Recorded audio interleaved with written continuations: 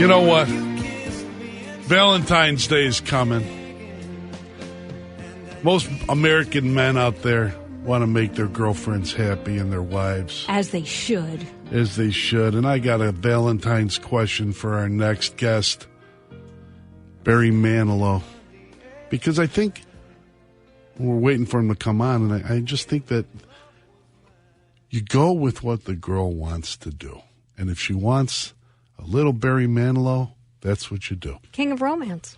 Right? Like in the ancient days, it was Johnny Mathis, making out to Johnny Mathis. But you can have the softer songs like Can't Smile Without You, or you can, jazz it up with a little Copacabana. Right? You could do both. Okay, in the music, in the magic of the mind, the radio theater of the mind, you just should know that Lauren was just chair dancing.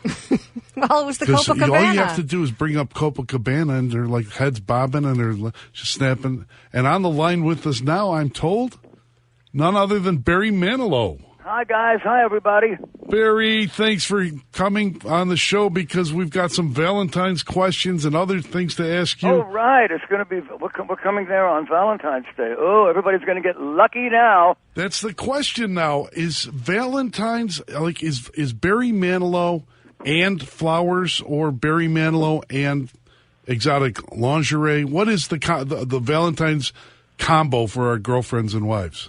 I really don't do anything on Valentine's Day. But if I had to, I guess it would be flowers. But you don't need to, because all you do is, if you sing, Barry, the women come to you. Yeah, I mean, I give you a song. I give you a piano. I sit at the piano and play you something.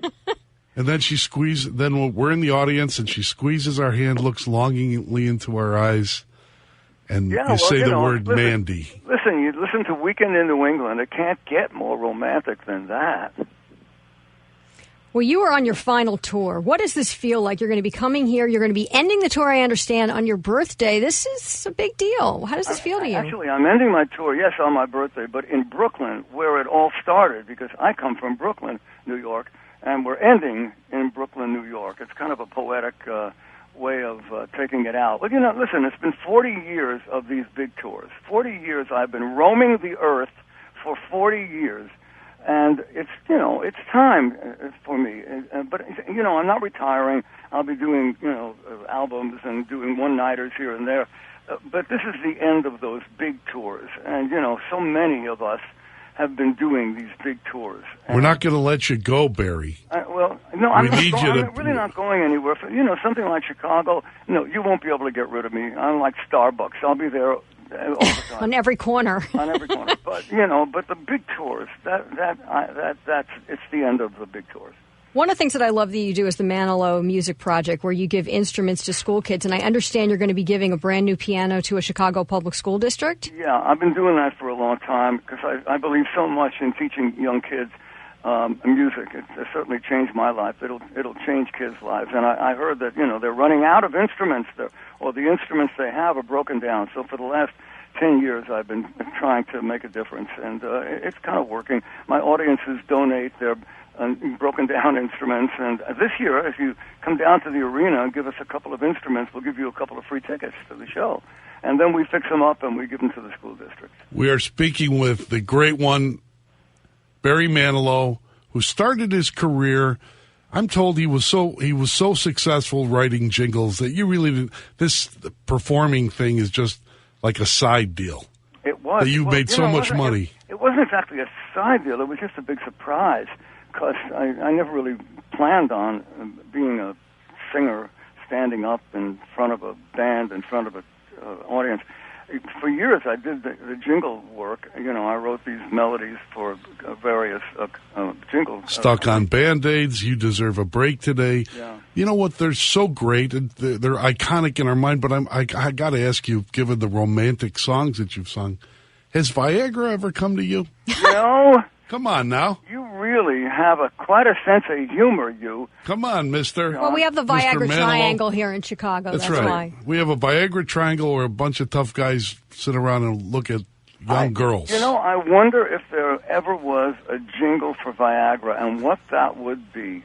Really. Come on, let's work on Let's put you on the something spot here. there.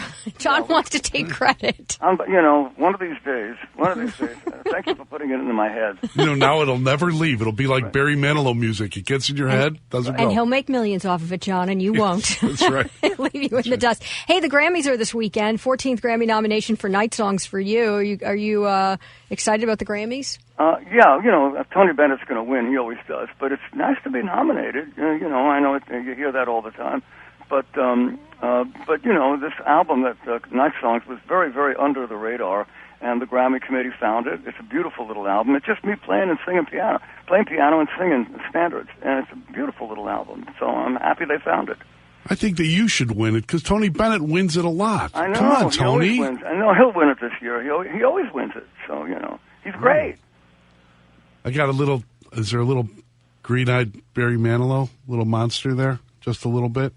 What do you mean? Well, I mean, you're such a great singer. Shouldn't you win it, too? That's all I'm saying. Yeah. Come on. Doesn't matter. I was really, honestly, it was so under the radar. I was very happy that they found it. Barry Manilow, you're going to be at the United Center on Valentine's Day, on the 14th. You got favorites here in Chicago of things that you like to do when you come visit us? That's one of the reasons that I'm stopping touring. If you ask anybody that's on tour, we don't get out. You get out of the plane, you take you to the dressing room, right.